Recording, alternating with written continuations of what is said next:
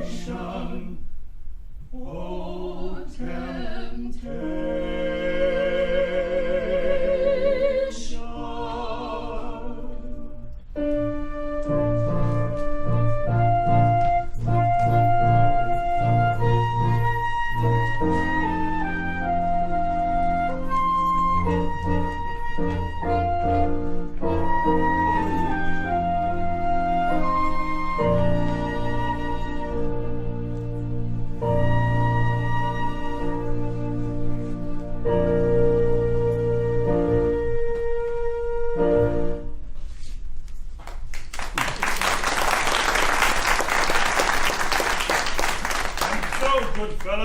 jester.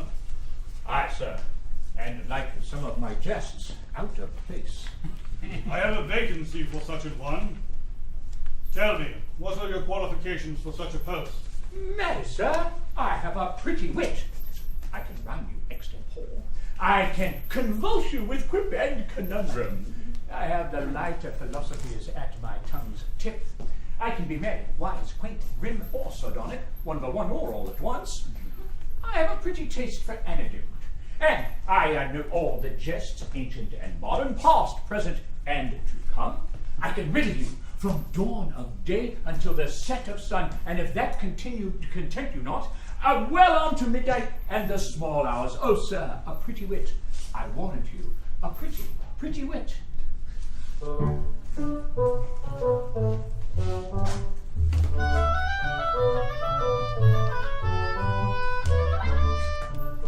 I'm jab and joke, and quip and crank, for lowly folk and men of rank.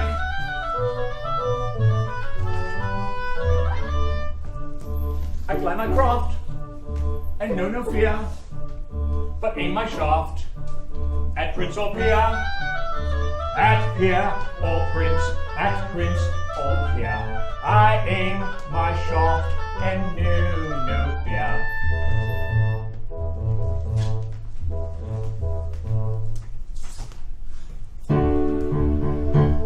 I have wisdom from the east and from the west, that's subject to no academic rule. You may find it in the jeering of a jest, or distill it from the folly of a fool. I can teach you with the quip if I've a mind.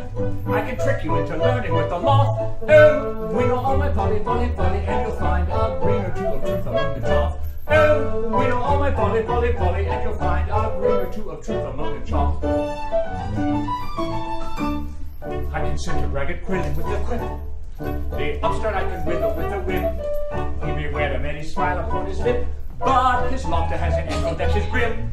When offered to the world in many guise, unpleasant truths are swallowed with a will. For he who maketh fellow creatures wise should always gild the philosophic pill.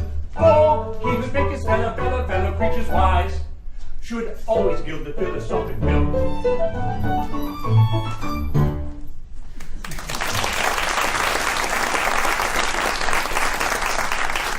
How came you to leave your last employ? Why, sir, it was thus wise. My lord was the Archbishop of Canterbury.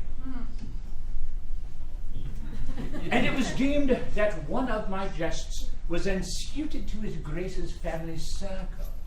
In truth, sir, I ventured to ask a poor riddle. Whereupon lay the difference between his grace and poor Jack Point. His grace was pleased to give it up, sir.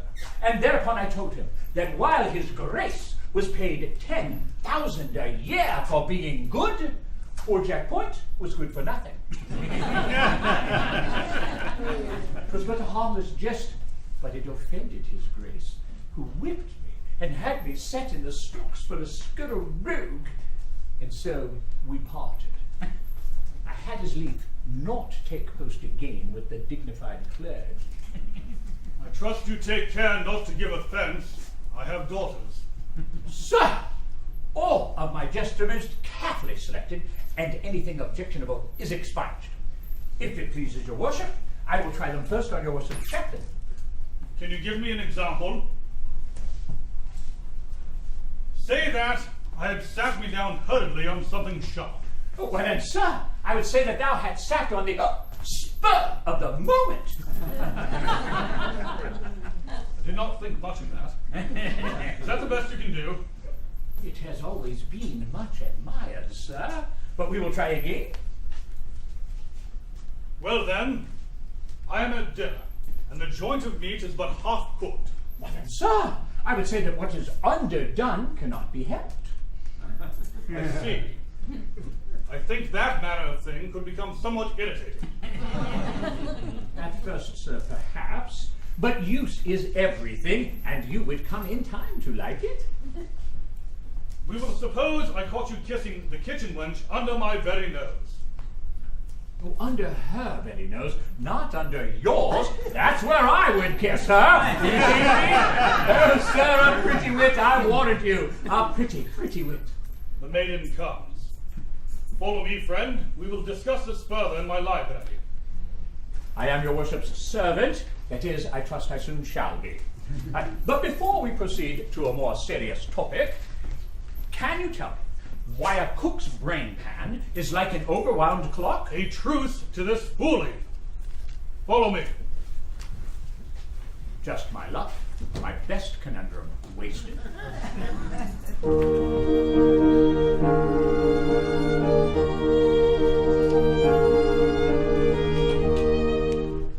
"'Tis done, I am a bride. Oh, little ring that Mary stayed my secret. Oh, the gladness that others won, and that moments sing. What bringest thou to me but cold and sadness? A bridegroom all unknown, save in this wise. Today he dies, today alas he dies. Oh, dear and long John sigh, ill fate of pride. No sadder wife than I the whole world wide. Oh me,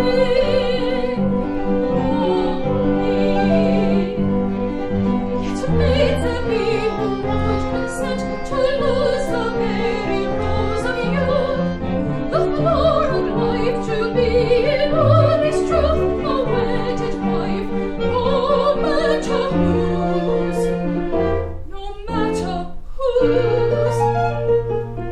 Oh, maids profit me, oh, maids that sigh, oh, quails, the gold should live if wedded love must die.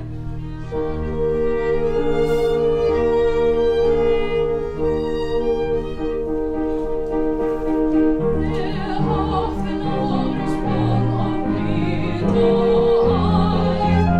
Ah, have he is too young, too brave to die. Ah, me,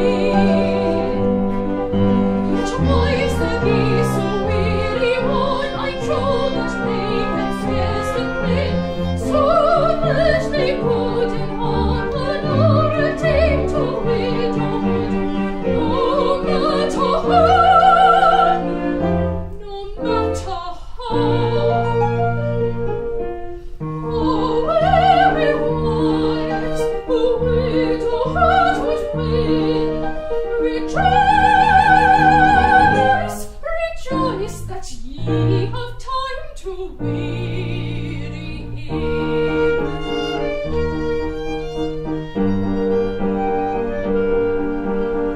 Oh, weary wives, who widowhood would win, rejoice, rejoice, rejoice. Weary wives, rejoice.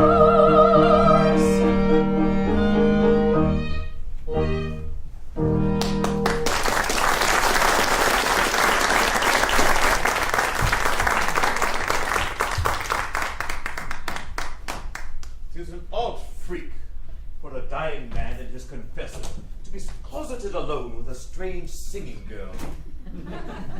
Would fain have espied them, but they stopped up the keyhole. My keyhole! Wilfred, and alone. Now, what could he have wanted with her? That's what puzzles me. Now to get the keys from him. Wilfred, has no reprieve arrived? None. thine adored Fairfax is to die. Nay, thou knowest I have not the pity for the poor condemned gentleman. I know that he who is about to die means more to thee than I, who am alive and well. Why, that were out of reason, dear Wilfred. Do they not say that a live ass is better than a dead lion? Oh, no, I don't mean that. They say that, do they? It's unpardonably rude of them, but I do believe they put it that way. Not that it applies to thee, who art clever beyond all telling. Ah, yes, as an assistant tormentor. Nay, as a wit, as a humorist, as a most philosophic commentator on the vanity of human resolution. Truly, I have seen great resolution give way to my persuasive methods.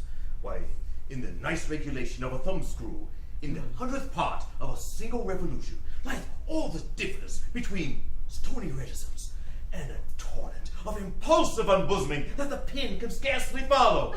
I am a mad wag. Thou art a most delightful and light-hearted companion, Master Wilfred. Thy anecdotes of the torture chamber are the prettiest hearing. I'm a pleasant fellow when I choose. I believe I'm the merriest dog that barks. We might be passing happy together. Perhaps, I do not know. Well, but thou wouldst make a most tender and loving wife. I, to one whom I really loved. For there is a wealth of love in this little heart, saving up for, I wonder whom. Now in all the world of men, I wonder whom. To think that he who I am to marry is now alive and somewhere, perhaps far away, perhaps close at hand. And I know him not. It seemeth to me I am wasting time in not knowing him. Now say that it is I. Nay, suppose it for the nonce. Say that we are wedded. Suppose it only. Say that thou art my very bride, and I thy cherry, joyous, bright, joyful frolicsome husband. The day's work being done, the prisoner stored away for the night, and thou and I are alone together, with a long evening before us. It is a pretty picture, but I scarcely know it cometh so unexpectedly. And yet, were I thy bride? Aye, wert thou my bride? Oh, how I would love thee! Were I thy bride, then all the world beside were not too wide to hold my wealth of love. Were I thy bride, upon thy breast my longing head would rest as on her nest the tender turtle dove. Were I